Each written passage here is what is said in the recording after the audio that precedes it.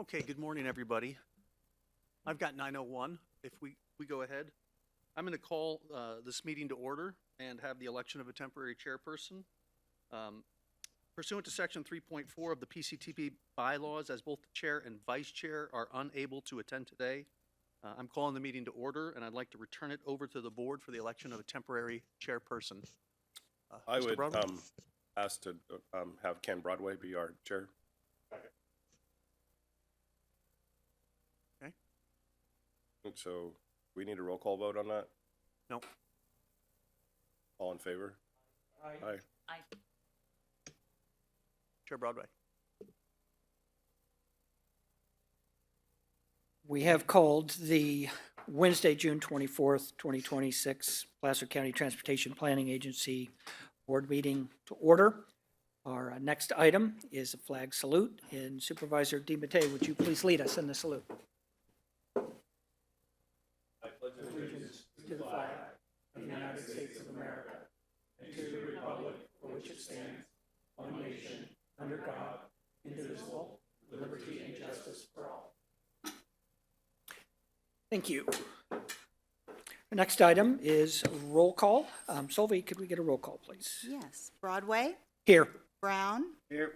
Davis, DiMattei, Here. Gore, Wilkins. Present. We have a quorum. Wonderful. Thank you, Solveig. Our next item is meeting procedures. Solveig, could you review the meeting procedures, please? Good morning, everyone, and thank you for being here. This meeting is being recorded. Agendas are available at the back table and on the PCTPA website. If you'd like to speak, please direct your comments to the board. If you're in person, we ask that you come to the podium. If you're on Zoom, use the raised hand function. If you're calling in, press *9 and we'll call on you in the order it was received. Public comments on items not on the agenda will be heard during the public comment period in accordance with the Brown Act. Please keep comments to 3 minutes and state your name for the record. A yellow light will signal 1 minute remaining, and a beep will indicate when time is up. Thank you for your participation. Great. Thank you. Thank you, Solveig. We're going to wait for just a moment. Good morning. And we will note that Member Cortez has joined us this morning. All right, the next item on our agenda is item E, agenda review. Matt, do we have any changes to the agenda today? No, Chair. The agenda remains unchanged since publication. Wonderful, thank you. Next item is item F. It is approval of the minutes from our May 27th meeting. Those were distributed via electronic email or email distribution, as well as posted online. If we do we have any changes that are necessitated with the minutes based on review? I'm not seeing any from staff. No, all right. If I could get a motion to approve the minutes. I'll move. Okay, we have a motion and a second to approve. Any further discussion? All right, all in favor say aye. Aye. Aye. Opposed or abstentions? All right, approved unanimously. Thank you so much. Next item on our agenda is public comment. This is an opportunity for the public to comment on items not on our agenda today. Solveig, do we have anyone online that wishes to comment? We do not. Do we have anyone in chambers that wishes to comment on an item not on our agenda today? All right, we do not have anyone wishing to speak on public comment. We will then move to our next item, which is item H, the PCTPA consent calendar. We have no controversial items. Does anyone wish to pull any item from our consent calendar? Nope. All right. If we have does anyone from the public wish to pull an item from the calendar? None there, and no one in chambers. All right, could I get an action on the consent calendar? Second. We have a motion and a second to approve. Any further discussion? There being none, all in favor say aye. Aye. Aye. Opposed or abstentions? Approved unanimously. Next item is item I, the WPCTSA consent calendar. Does anyone wish to pull an item on the consent calendar? Anyone from the board? Anyone from the public? No, and anyone in chambers? There being none, could I get action on the consent calendar, please? Okay, we have a motion and a second to approve the consent calendar. Any further discussion? There being none, all in favor say aye. Aye. Opposed or abstentions? Approved unanimously. Next item is item J, the Airport Land Use Commission consent calendar. Does anyone wish to remove an item from the consent calendar? No one from the board. Anyone in public? Anyone in chambers? Could I get a motion on the ALUC consent calendar, please? Okay, we have a motion and a second. Further discussion? There being none, all in favor say aye. Aye. Opposed or abstentions? There being none, approved unanimously. Our next item is item K. This is a public hearing. It's a consistency determination for the Placer County Housing Element Programs HE41, HE42 zoning and text amendments, and we will have a presentation from David Melko. And so we are opening the public hearing. Good morning, members of the Airport Commission. David Melko here. And we're asking you to conduct a public hearing and determine the proposed amendments are consistent with the Airport Land Use Compatibility Plan, subject to a modification. David, can you have it moved to microphone? Oh, okay. Sorry. Thanks, dude. I'll be a little closer. Okay. All right. So I'm going to request that you conduct a public hearing and consider the zoning text amendments. We're recommending that they're consistent with the Placer County Airport Land Use Compatibility Plan, subject to modification to the zoning text with respect to how a determination is made within the 30-day period required under government code. And then lastly, then you authorize the executive director to submit a letter to the county with respect to the consistency determination finding. So first couple of slides here are probably more for members of the public as compared to the commission itself. So this is for the audience of maybe the half dozen that watched this particular commission meeting. So our role is to adopt and maintain airport land use compatibility plans. And as a refresher, we have one for Lincoln Airport, Lincoln Regional Airport, Auburn Municipal Airport, as well as Blue Canyon. And then our second role is to review any changes to land use plans, such as general plans or zoning ordinances, and then any specific plans or amendments thereto, or rezones, or any sort of regulations that the local land use authority is promulgating within the airport influence area. And that's generally a 2-mile area surrounding each of the airports.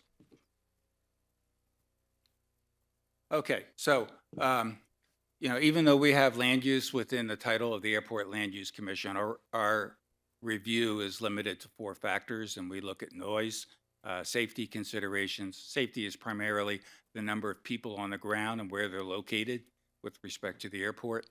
And then airspace protection, that's kind of a height issue. Don't want tall buildings in flight paths. And then overflight, which deals with both noise and safety considerations, and that's really a notification to homeowners with respect that you live near an airport, so be aware. Okay, so in terms of consistency determination, you have 3 choices. You can find it consistent with the Airport Land Use Compatibility Plan. You can find it consistent subject to conditions. That's what we're recommending today. Or you can find it inconsistent based upon specific conflicts. Okay, so kind of a repeat here. Conduct a public hearing. We're going to recommend that you determine that HE41 and HE42, those are programs within the Placer County housing element, and the zoning text amendments implementing them are consistent with the Airport Land Use Compatibility Plan, subject to condition. And there'll be subsequent slides that'll describe the programs. And our condition basically here is to clarify that the ALUC will complete its consistency review within 30 days after the application is determined complete by Placer County, because Placer County is the land use authority. And so once that is done, then we can do our 30-day review. And then you authorize the letter from the executive director. Okay, so I will note that we do have Emily Setzer on the Zoom. She's with Placer County Planning, and we have Santiago Garcia Martin here in the audience. So if there are any questions that come up with respect to these two housing element programs, they could respond to those. So program HE41, HE stands for housing element.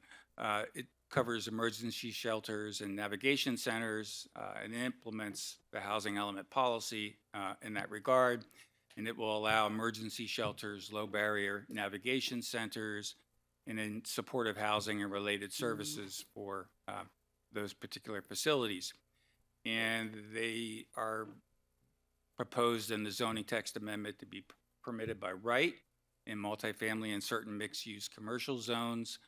And by right basically means it's ministerial review by staff. So the zoning clearance does not require any sort of discretionary review. There is a requirement for a conditional use permit for navigation centers for those that are located within the government center master plan area. So that summarizes HE41. HE42 deals with residential care and group homes. And this zoning text amendment basically updates the zoning definitions so that it aligns with state law.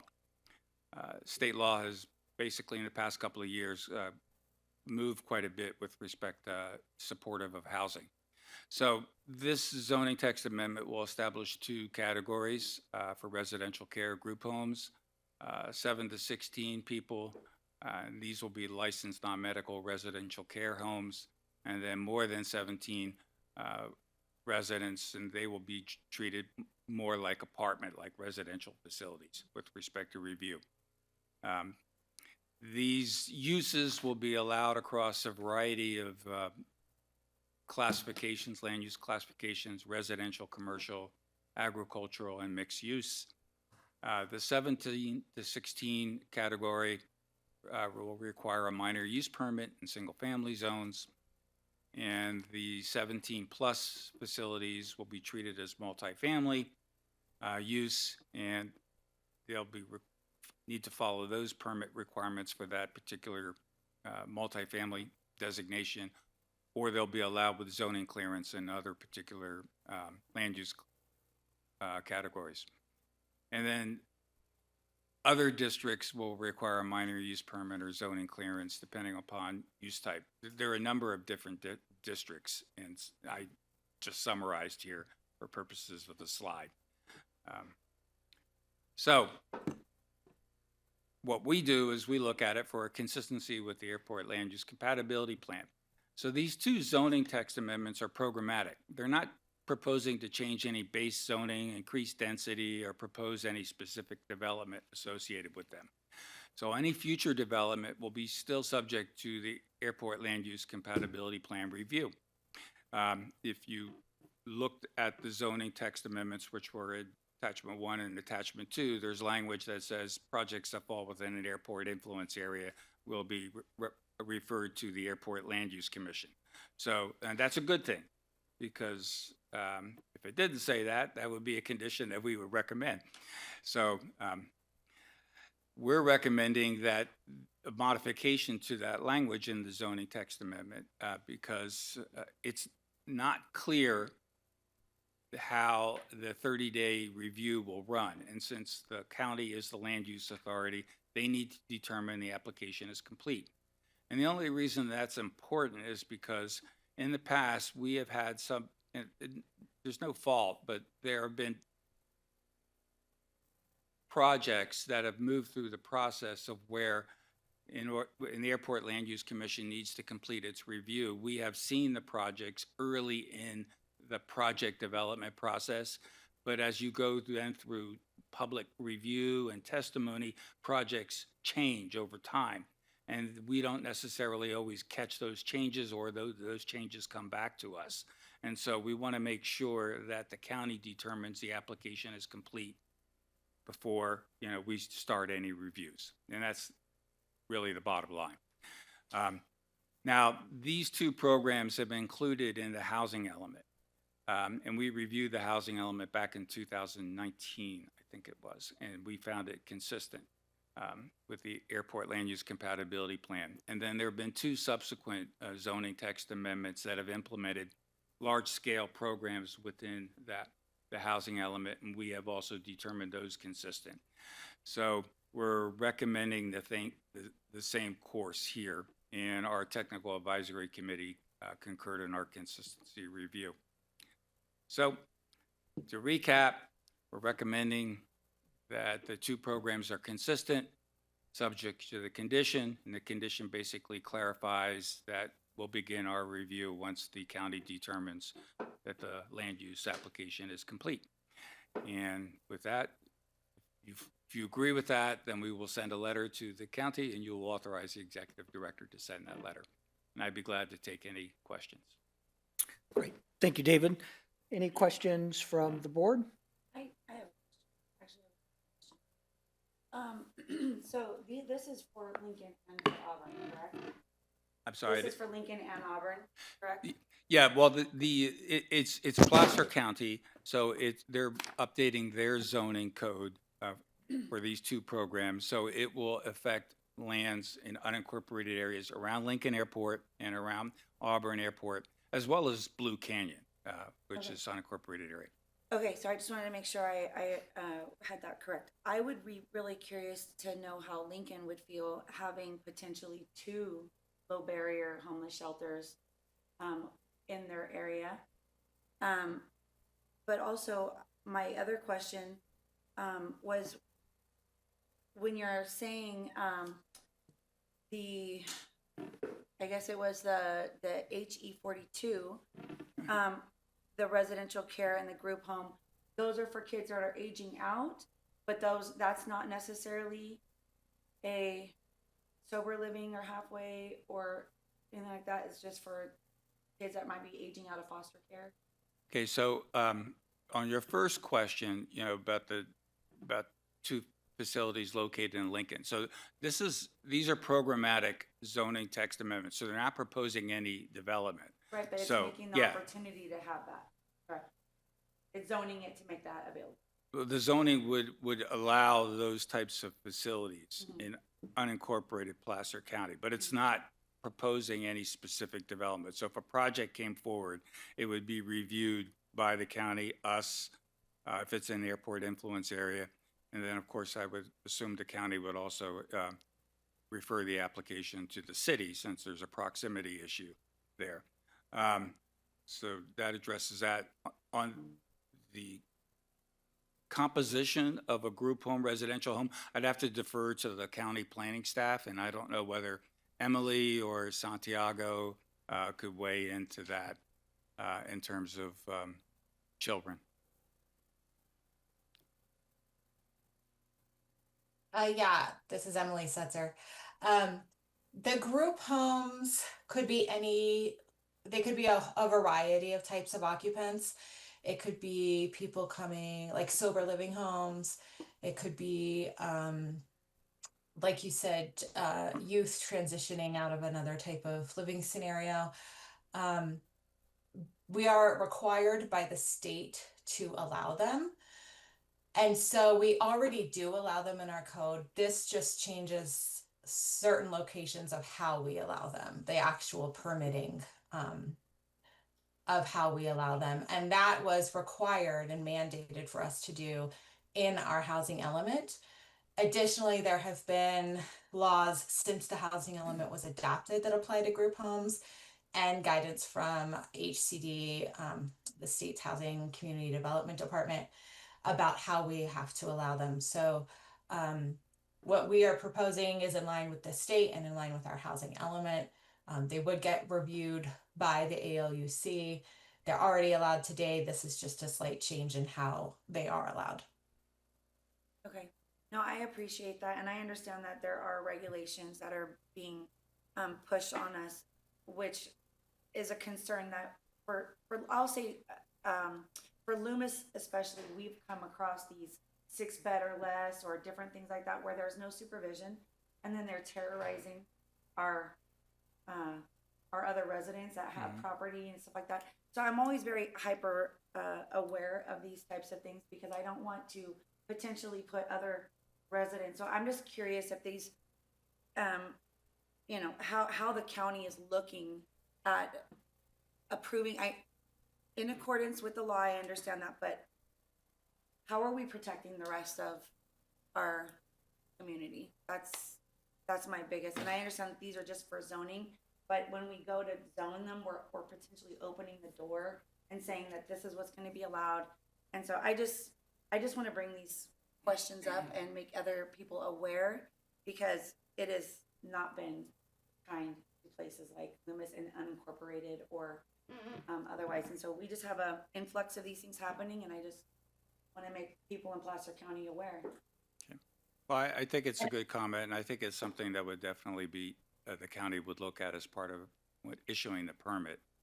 That wouldn't be an area that we're. Right, no, Right, I understand that. yeah, but that would be something that would go through their review. Any Okay. other questions? No, I guess it was more of a comment and a point of discussion, but I did want to make sure I understood what we were opening the door for, so thank you very much. Thank you. Any other questions from the board? May I, Mr. Chair, thank you.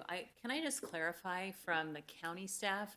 So these additions to the housing element are mandated by the state, HCD. Are they also mandated to the cities? Is it the same law? I'm just curious. I would think it would be, that they're moving it Yeah. from 6 to whatever the number is, 16. Is that correct?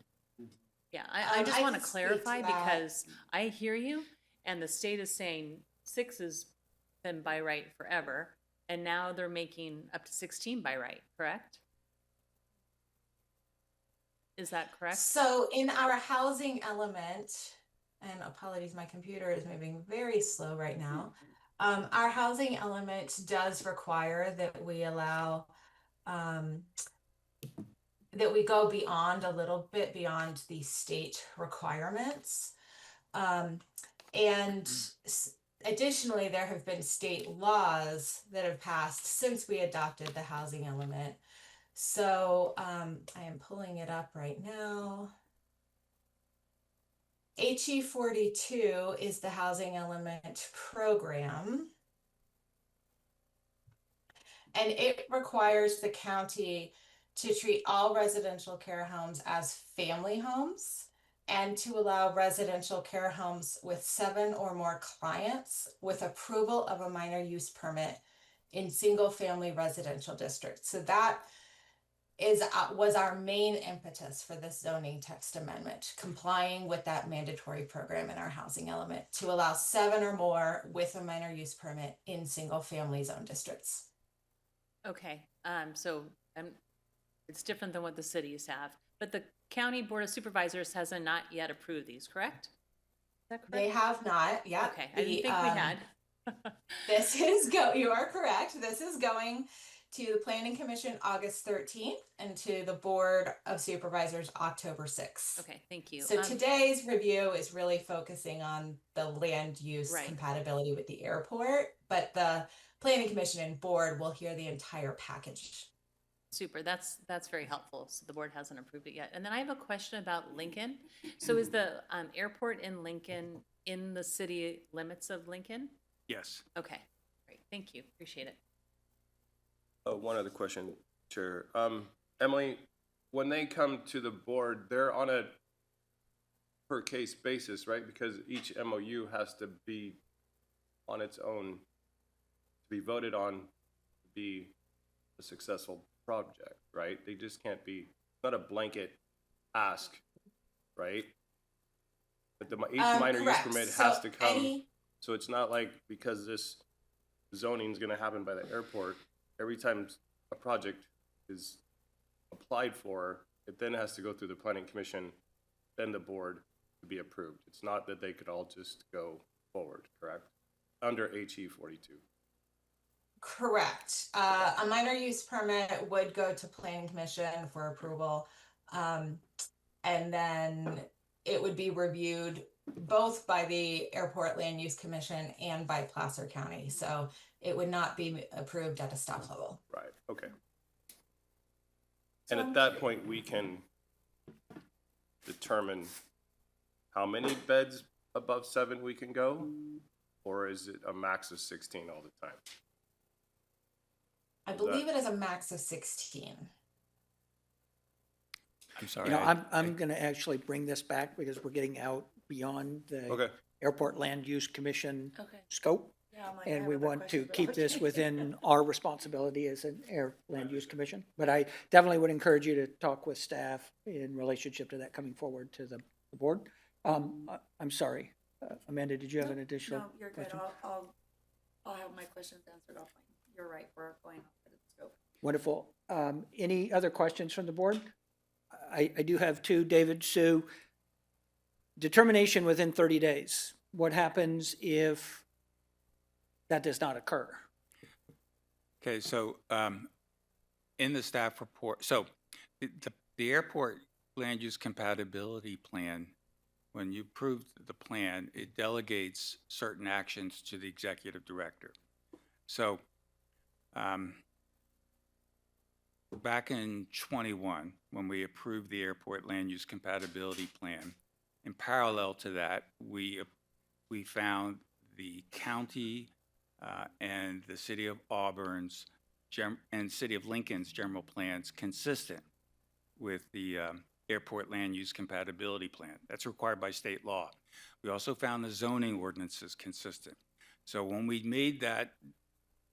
made that determination, then it changed how we reviewed applications. The only applications that come forward to us now are general plans, general plan amendments, specific plans, their amendments, any rezones or changes to zoning ordinances that affect lands within the airport influence area. So like a minor use permit or a conditional use permit or zoning review, those shouldn't come to us now,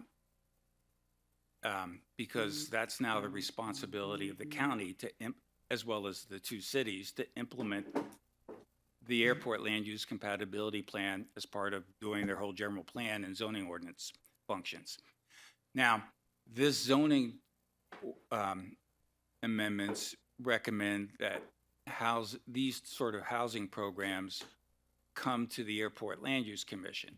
So the 30-day, since they're not what I will call mandatory reviews that would come to the commission, the Airport Land Use Compatibility Plan delegates non-mandatory reviews to the executive director.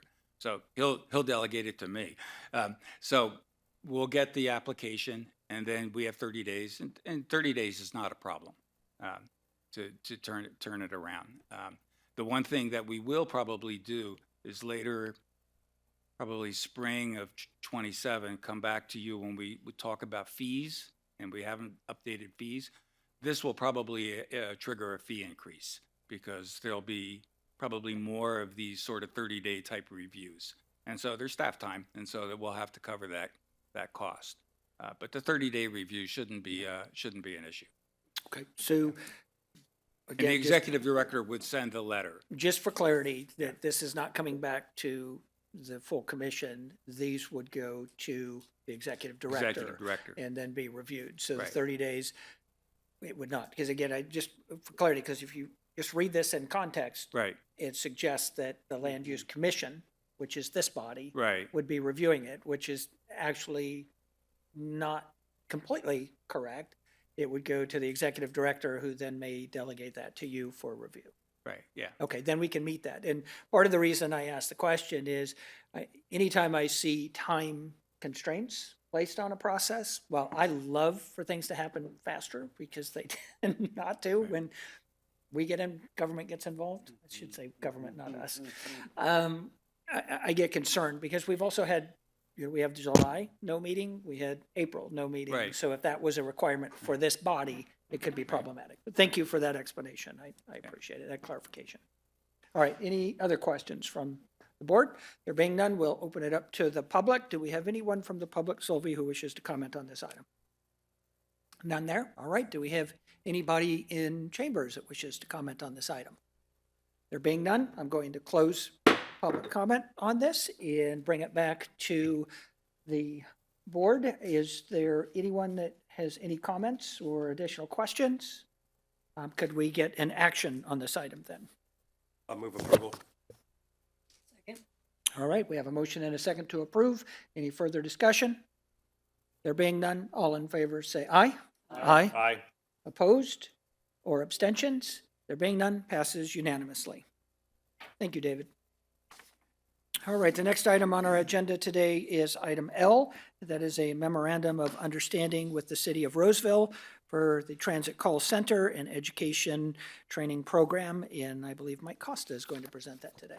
Thank you, Mr. Chair, and good morning, members of the board and public.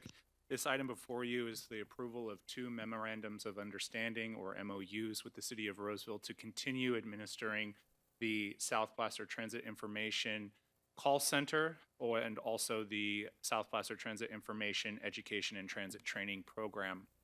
A little bit of history about this program is even before June of 2021, the city of Roseville had operated our 2 programs on behalf of the CTSA, and there was a formal memorandum of understanding actually prepared and established with the city of Roseville to continue that administration since June of 2021, and that now expires in June of this year. And so staff, in coordination with the city of Roseville, has developed 2 new MOUs with the city of Roseville to administer these programs moving forward beyond June of 2026. Another important note is that Roseville actually does partner with subcontractors and other partners to help administer some of the duties and functions of these 2 programs. The 2 new MOUs that have been drafted have a 3-year initial base period with 2 optional 1-year extensions. That is actually the same structure as the existing MOUs to date.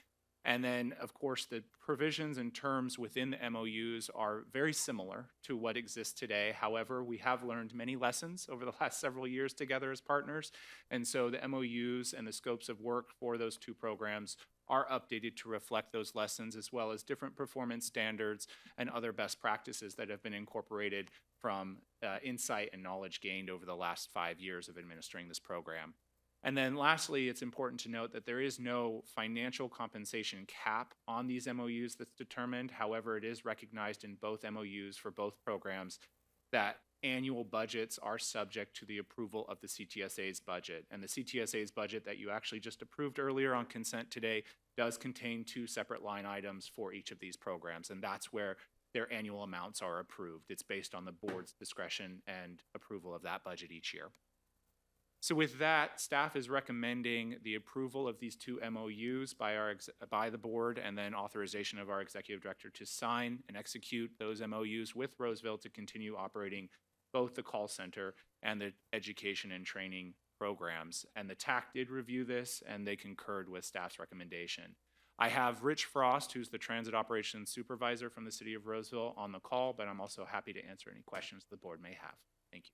Wonderful. Thank you, Mike. Do we have any questions from the board? No, if there be no questions from the board. Sylvie, do we have any questions from the public? No one online? Anyone in chambers have any questions on this item? There being none, I'll bring it back to the board for either further discussion or for action. All right, could I get an action on this item to approve the executive director to move forward with the I'll move approval, MOUs? Chair. Thank you. We have a motion. We have a motion and a second. Any further discussion? There being none, all in favor say aye. Aye. Opposed or abstentions? There being none, passes unanimously. Thank you, Mike. Next item is item M. It's completion of the Placer Bus Stop Facilities Assessment and Improvement Plan, and that is a presentation from Mike Costa. Thank you again, Mr. Chair, and good morning again, members of the board and public. This is a very exciting opportunity to come to completion on a project that we've been working on with our transit operators and other transit stakeholders since June of last year. And so I'm also joined by Eric Bird from WSP, our consultant team that has helped us with this effort, and he will be giving part of this presentation. But essentially, I want to provide an overview of the plan and the efforts that we've done to date. This really is a complementary effort and continuation of some of the objectives and tasks that came out of our recent comprehensive operational analysis, or COA, and our SRTP, or short range transit plan efforts that concluded last summer. So this really takes some of those recommendations and carries forward in looking at our transit system and looking at our transit network to see how we can improve certain aspects of it to engage or further increase transit usage and demand for those services. So what exactly is this project? Well, this project looks specifically at the facilities, the bus stops across our entire region that are being actively used or plan to be used as part of our existing and new services that are coming online following the short-range transit plan. And so there was a deep dive of assessing the conditions of those facilities so that we could then prepare recommendations to improve those facilities that would overall enhance our transit experience for our passengers and our local jurisdictions. The other important thing to note is that we really wanted to create consistency in the way that our bus stops are designed or constructed across the region. So elements like, having signage being consistent, or having at least a minimum amount of amenities like a bench or a landing pad for ADA accessibility. Those were important things that we considered that we'll explain in just a few minutes. And then the last thing is we wanted to make sure that this wasn't just useful for our transit operators, but that this plan could be useful for all of the local jurisdictions where these facilities exist. So for instance, if there were accessibility issues for sidewalks to a transit station or transit stop, the local jurisdictions could point back to this plan for any future grant opportunities and say, look, we have some planning documents that support these types of needs in our community, and this is one of those types of resources that could do that. So this is really a resource for not just transit operators, but our local communities as well.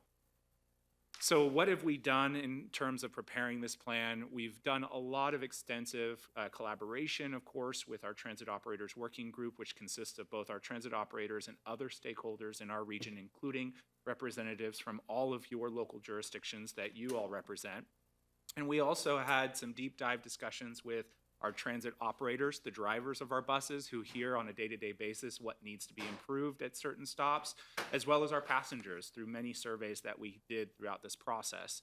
And then lastly, we really did a deep dive and had actually our consultant team, with the help of LSC consultants, who is sub to WSP, go out into the community and assess every single bus stop location, which is over 220 stops in our region, in our network, to look at their conditions and to assess what could be improved in those respective locations. And so very thorough and comprehensive effort to make sure that this plan reflects the needs and the best appropriate approach to addressing those needs in our region. With that, I'm going to go ahead and turn it over to Eric Bird with WSP to deliver the rest of this presentation. Thanks so much, Mike, and good morning, members of the board. So one of the goals of this project was to, as Mike mentioned, establish consistent standards and specifications for bus stops across the 3 transit agencies that serve Placer County. To do so, we took a look at a number of best practices around the country to develop guidelines for a number of items, including bus stop spacing, how far apart stops should be, the location of bus stops in relation to intersections and the curb, and also some potential design options for the amenities themselves. These guidelines respond to the data that was collected as part of the bus stop inventory process, again, that Mike mentioned, and the feedback that we received from the public and stakeholders to identify examples of bus stop amenities such as signage, seating, and shelters that will improve the comfort, safety, and accessibility for riders across the entire transit network. These guidelines also ensure that bus stops are not just functional, but are also aesthetically pleasing, since they are a visible part of a respective city's public infrastructure. Next slide.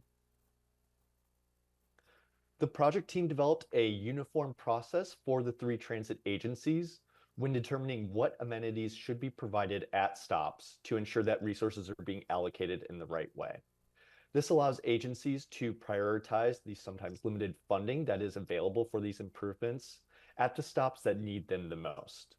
And to do so, we created what we called a bus stop typology that is broken down into 4 categories that sorted stops based off of their ridership and nearby population and job density. Category 1 includes the stops with the highest ridership and density, and therefore those would receive the highest amount of amenities, things such as shelters, benches, real-time information. And that typology ranges from Category 1 all the way to Category 4, which would have the lowest ridership and density of stops, and that establishes a minimum for all stops to at least have bus stop signage and an accessible landing pad. We also established 5 what we called subcategories that were used to apply a local context that was used to move a stop up or down a category after its initial assignment. So for example, if a stop was initially signed to Category 2, but was located in a higher equity area, that stop could be moved up to a Category 1, which would then require a larger number of amenities. And then within each category, there are 3 options for improvements. Recommended improvements are the highest priority and should be pursued first with the available funding.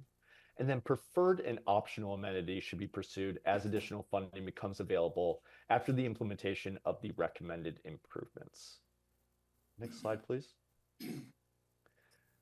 This slide shows an example of how we determined recommendations for a specific stop. This stop in question is the Roseville Galleria stop, and this is a Category 1 stop since it has high ridership and population and job density, which means that it would require the highest level of amenities. The recommended preferred and optional improvements that are shown indicate amenities that are required for this category, but are not currently located at the stop based off of what we saw from our bus stop inventory data collection. Each bus stop includes a low and high level cost estimate that you can see for each improvement. And these are high level order of magnitude planning level estimates that are based on recent industry trends, our team's professional engineering judgment, and they reflect 2026 dollars. Next slide, please. So this slide here shows the overall summary of the number of improvements, and they're organized by type of improvement and also have estimated costs by category. As you can see, we've added a 20% contingency to the total estimates to account for a range of potential impacts that could come up when installing these improvements. Overall, most stops in categories 1, 2, and 3 will require improvements to meet the recommended amount of stop amenities, while about half of category 4 stops will require improvements. Next slide, please. So lastly, the plan is focused on making sure that these improvements are able to be funded. And to do so, our team identified a number of potential funding sources that these improvements might be eligible for, as you can see here on the slide, at the federal, state, and local levels. These programs have various application timelines, eligibility requirements, and evaluation criteria, and should be pursued based off of the respective type of improvement. Most importantly, as Mike mentioned, this plan can be used by local jurisdictions and the local transit agencies to support future grant applications for these improvements for the appropriate funding programs. I'm going to pass it back to Mike, who will be presenting our requested action from the board for this item. Thank you so much, Eric. And just to conclude, I'd like to recognize again the work that was done collaboratively with all of our transit operators and stakeholders. I did receive very positive feedback throughout this process, including with the final preparation of this draft plan on the usefulness of this resource. I know that there's a lot that we summarized in these short slides, but if you take a look at the document that's linked to your package and the online website that we've created, there are tables that provide a very detailed level analysis of every single stop. And I'd like to clarify, it's not 220, it's 294 bus stops that we looked at in the region, and all the recommendations and the high-level costs associated with that. And so that was done in partnership with our operators. We double-checked with our operators to see if our assumptions were correct and had a lot of positive feedback. So we're really appreciative for the input that came from our operators as well as our other stakeholders. With that, we'd like to recommend that the board accept this project as complete, and that I am also available for any questions that the board may have. Thank you. Great. Thank you, Mike. Any questions from the board? Mike, just one quick question.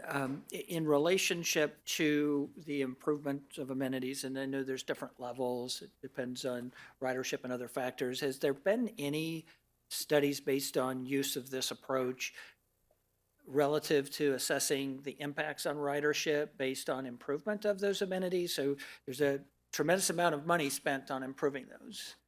But I also know I hear a lot from different individuals. We have a resident, Peter Eklund, who's very interested in transit solutions and speaks to signage and amenities. Has there been any studies? And so will we see this potentially drive some improvements in our usage? There have been studies that we took a look at and best practices, as Eric mentioned, industry standards that we looked at.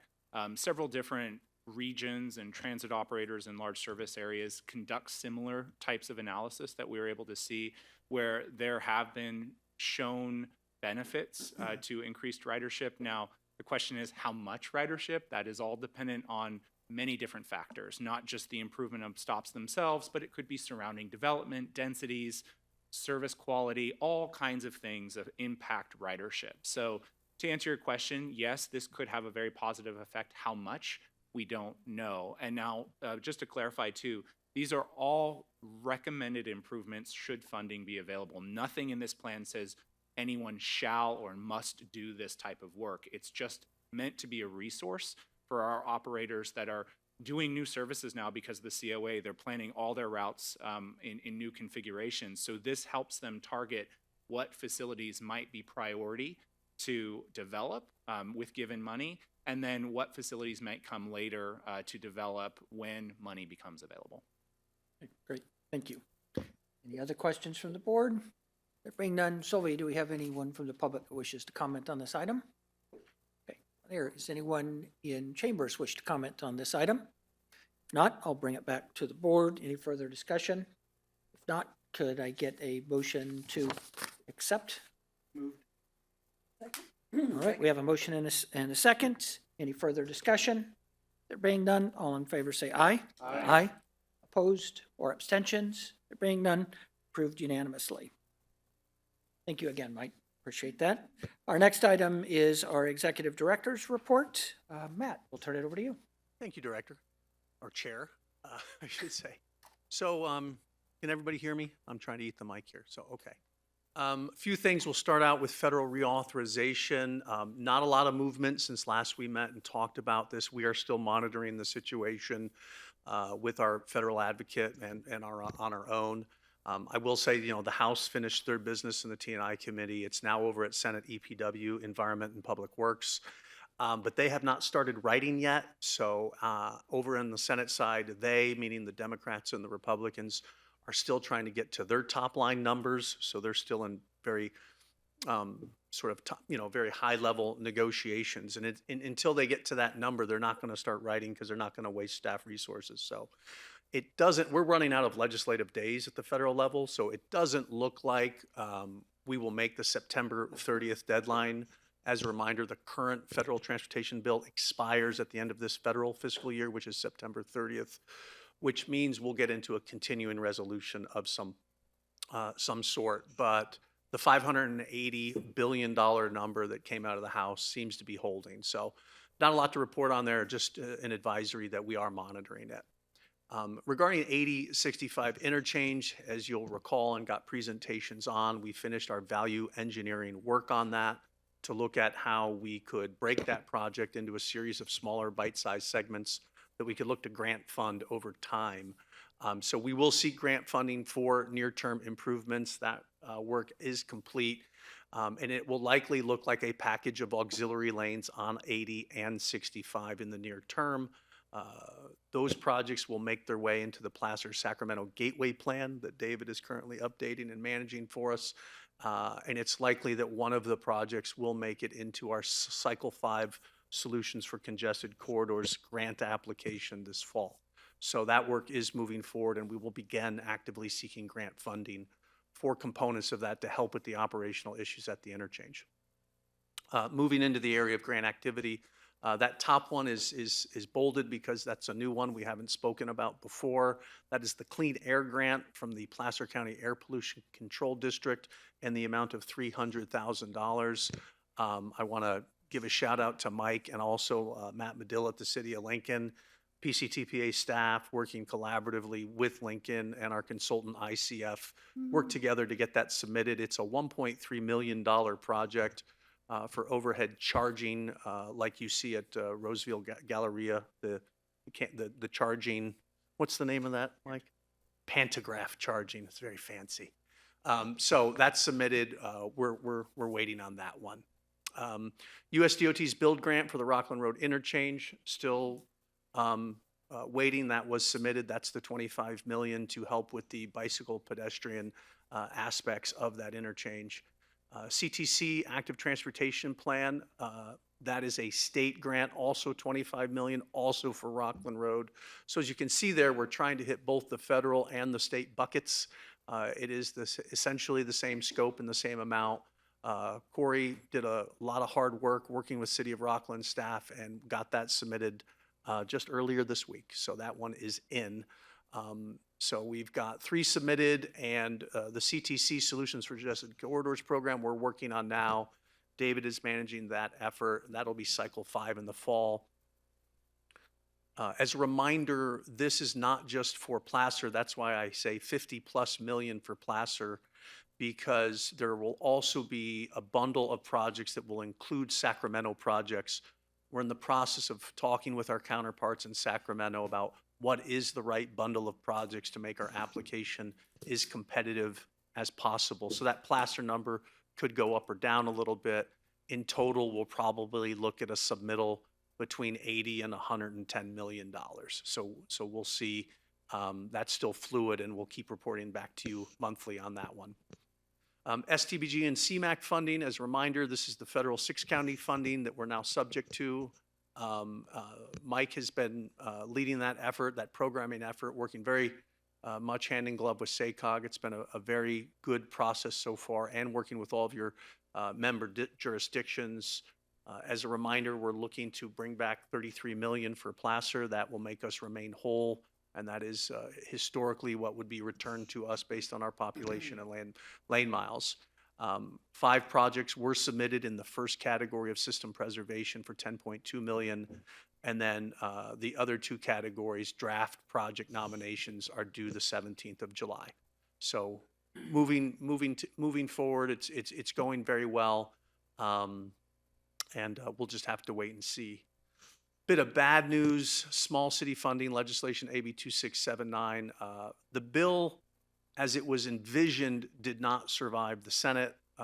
It got altered in the House to go, if you all recall, from a $200,000 minimum funding level out of the RMRA bucket of funding to the potential for small jurisdictions that receive less than $200,000 to apply for loans against their future amounts up to 30x their annual apportionment.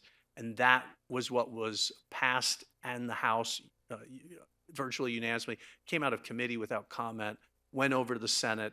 And honestly, as it was envisioned, it did not survive the Senate. There is still an AB 2679, but it has been repurposed, and the scope of that bill now will not impact our small cities. So I think, trying to make lemonade out of lemons here, the great thing is that we brought a lot of attention to both House and Senate staff as far as some elected officials and some elected officials as well. So, Mark, our state advocate, and myself are going to continue to work with legislative staffers into the fall. Oftentimes these things don't make it in the first session. I know it's kind of cold comfort, but we will bring it back and work on figuring out what we can get through next session. State Road 65 Phase 1 improvements. This is the 23 million build grant funding that we got with the support of Congressman Kiley. All of the social media posts and newspaper articles are done, and now we are down to the work of delivery and implementation, which requires, I'd love to say it's just weekly. Sometimes it feels like daily interaction with sort of our partners over at the state. We're working very diligently with Caltrans to hold the schedule. And as a reminder for some of you who haven't heard this report out before, We need to get this ready to list by the fall because we have 100% design plans, but there's certain design standards that change. And if we don't get it RTL'd or ready to list by the fall and out the door and out to bid, those design standards will change, and we'll have to go back and redesign some things. So it's extremely important that we hit that deadline. We're doing everything inside of our control to hit that deadline. Then we should see construction, once we can get through the sort of permitting process and get it out, the construction should happen very quickly, anticipate spring of '27. State Road 65 express toll lanes. As a reminder, this is the idea that in the middle of State Road 65, instead of building high occupancy vehicle lanes or general purpose lanes, which would have been built with, local tax measure money, which didn't come to fruition, we've pivoted to look at putting in express toll lanes that we could bond against toll revenue and deliver that project in the near term versus waiting 15 or 20 years to add that sort of high value capacity. Just as a reminder, we were working on both the phase 1 improvements and the express toll lanes at the exact same time, not knowing what would hit. Now that we are moving forward with the build funding, we are sort of slowing down our pre-development work on the express toll lanes because we want to look to put it together in combination with some of the 8065 auxiliary lane projects and sort of assess that. So I would say we're not stopping, but we're probably slowing down the ETL in the near term for a couple of reasons. One, to see if there's any benefit to packaging it together with any sort of auxiliary lane projects that might have come out of 8065 value engineering, and or how would we stage auxiliary lanes versus the express toll.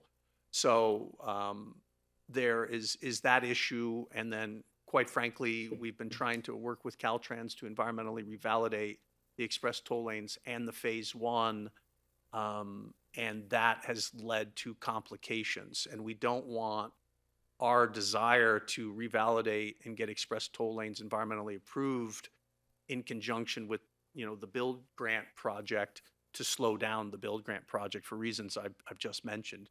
So at this point in time, we're focusing our environmental revalidation just on the phase 1 build grant funding to do our very best to get Caltrans Environmental comfortable with that and meet our schedule.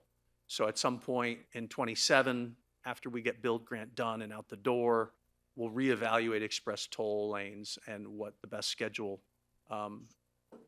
is and makes sense for the project. Mike, you go next slide. And just a quick update here. I did want to let you know that the Placer Ride program administration transition is going very well. I do want to thank Seniors First, working with our new contractor in Move. It's been a very, very smooth transition, and so we're really pleased with that. And what we wanted to share more than anything is this new cool logo. So this is going to be, and maybe we should have put up the old logo, but that would have kind of been unfair to the old logo. But this is our new program branding for Placer Rides, and so that's what we'll start putting out on everything. And just wanted to share a little bit of the new look and feel of the Placer Rides program. Chair, that's the end of my report. Wonderful. Thank you, Matt. Any questions for Matt based on the executive director's report? All right, wonderful. Thank you again, Matt. Appreciate that update. Item O, board direction to staff. Do we have any board direction for staff? All right, there being none. Item P, we had informational items. First of all, we do not have a meeting in July, so our July 22nd meeting is canceled. So I do want to wish everyone a happy and safe 4th of July. And again, we'll look forward to seeing you in August. So you get a break from me. Not only did you have to put up with me today as chair, but you get a break. See, that's a bonus. And then the estimated adjournment. Today we have no Sparta meeting. And so at this point in time, we had the informational items provided in our packet, and I will then adjourn today's meeting. And again, wish you all very, again, happy and safe 4th of July. We are adjourned.